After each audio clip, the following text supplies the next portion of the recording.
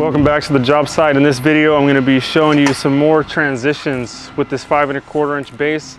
I did a video a couple weeks ago showing how to do a transition around an outlet. This is a very similar video, but a lot of people didn't like that transition. Got a lot of, I guess, haters you would call them in the comments below on that video. So I'm going to do a little more subtle transition, see if I can make those people happy. If not, then oh well.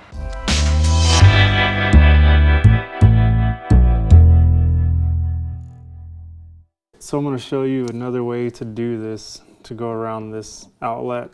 Have another one of these that I encountered today, and this is going to be like a more subtle. What I'm going to do is 22.5 degrees, angle it down, come back across 22.5, and then the same thing going up on the other side. What I have here is a piece of the base I'm using cut to 1/4 of an inch, and really there's not a whole lot. This is actually easier than the last way I showed you to do this with doing the 45s. So I'm going to put that 1/4 inch piece of scrap up under the outlet cover and then mark it with a pencil, because I want a 1/4 inch spacing between the outlet cover and the base. And all I have to do now, this thing really lays itself out, is get 2 measurements. I'm going to get the measurement from the floor to that line. So we're looking at 3+, and I'll just check it over there, 3+. And when I say plus, that's just an easy way of saying 3 1/16 instead of saying 1/16 all the time. So 3+, and then we're going to measure this outlet cover, the width of it, and it's 5 inches, but just to keep it safe, let's do 5+, and we'll just center it when we bring it in. And that's really all we need. So I'll write those down, 3+ and 5+, and this thing will lay itself out. So we're out here working today. This is my kind of my setup right now. We ripped all this base out, redoing this baseboard in here, upgrading it to a bigger one, and they had some flooring done, which is usually the case anytime we're called to do baseboards. But I'm going to grab a piece of this base, and with those 2 measurements that we had, the 3+ from the bottom of the plate cover to the floor, and then that 5+, the width of the plate cover, this is really easy. So I'm going to grab that base and show you what I'm talking about. What I'm going to do is lay it flat on the base of the saw with the top of the baseboard towards me. This makes it easier to see the measurements and make these cuts. And what I'm going to do is I'm going to go to 22.5 on my saw, which is a lock detent on most miter saws, so you can hear it click in there. And it's a real popular angle because 22.5 times 4 equals 90. And that's what's going to allow us to turn this down 90 degrees and back up. So we're going to make this cut in that position.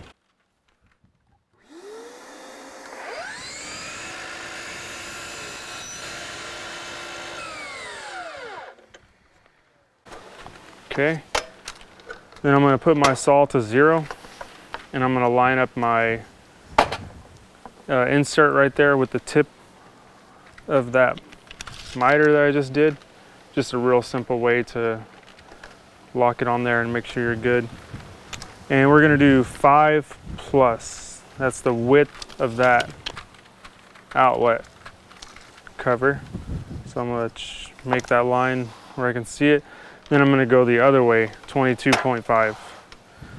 And the reason I have the base with the detail towards me is because it's easier to see that line on this side where, you know, I'm facing obviously, than the other side back up against the fence. So I'm going to go ahead and make that cut as well. And since I'm probably going to creep into this cut because it's kind of hard with the camera in here, I can't really see that well.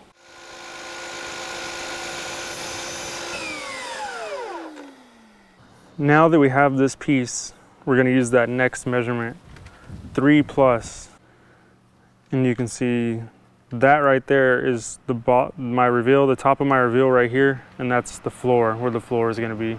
And when I mark this piece, you can see I have it lined up right there. When I mark it, I'm going to go all the way to the edge here. So I'll drag this across with my pencil. And I really don't have to drag it all the way across, I just have to get to the end here. I'll show you what I'm talking about. So you can see that line right there. That's key to this whole process.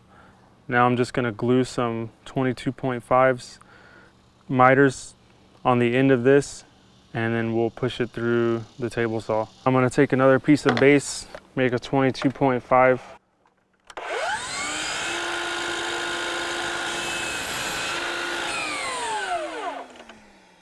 We're just going to leave this all in position. Cut this extra long, like way more than we need, in the same angle.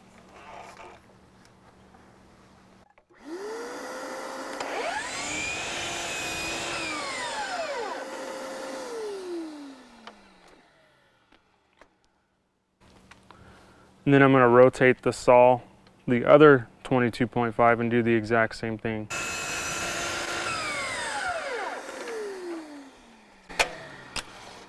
Make it extra long because it's going to get cut off anyways.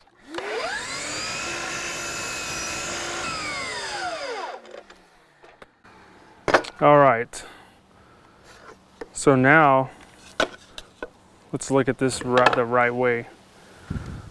So we got our main piece in the middle.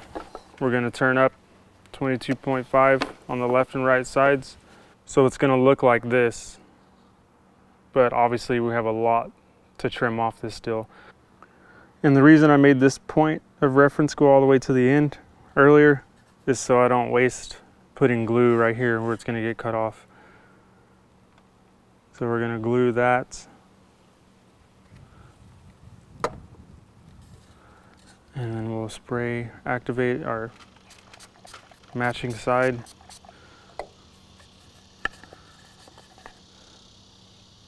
Get this thing super good. Put some pressure on it. Same thing on the other side.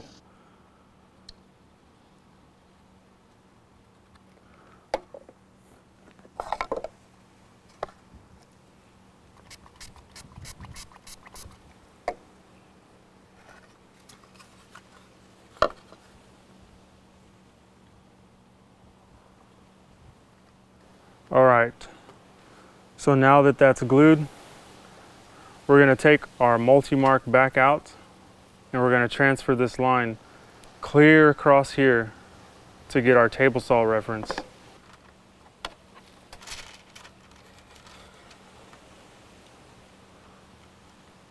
And we really only need to make one mark here.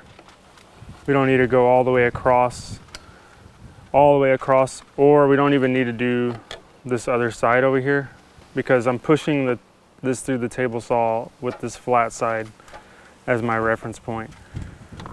So now we'll go to the table saw, which is on the ground over there because I didn't bring the stand today. And I'm just going to line up the blade of the table saw with that far reference point that I just made. There's that line I'm referring to, and the flat side of this piece I just built. All I'm going to do is put that flat side against the fence and line up the blade with that line. There, we should be good.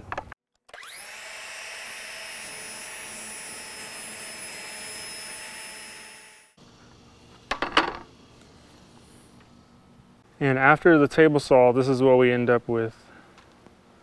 Now, to get the height of this, all we need to do is cut 22.5 right to that tip right there on this side, and right to that tip right there on this side. I'll go ahead and put a line on them so you can see exactly what I'm talking about. Okay, let's try to do this. This sun is so bright. Right there, that tip, and then same thing on the other side. It's going to be that tip right there. So let's go ahead and do that, and then we'll show you how this looks with some matching pieces next to it. Some more 22.5s.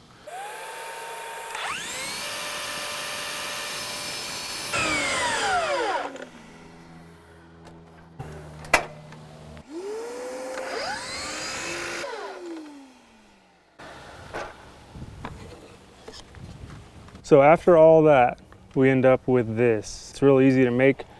The outlet is right there. And then with those scraps, I could show you kind of what it's gonna look like. So we'll have our long piece coming from the left side, and then it's gonna pick back up on the right side. And it's a more subtle drop. So now all I have to do is take this center piece in here, mark off right here and right here on each side. That will be the measuring points for my long pieces. Glue that all together, and then I think we're good. We're just gonna center these two miter tips on the outside points of this outlet cover. So you can see we have some play there. We wanna make sure we're centered up good. So right there is good. And then I'm gonna take my pencil, mark at the tip over here and over here. And then we'll use those points right there, the tip of this and the tip of that, as our next measuring point. I'll do 30. Sometimes there's some extra grout.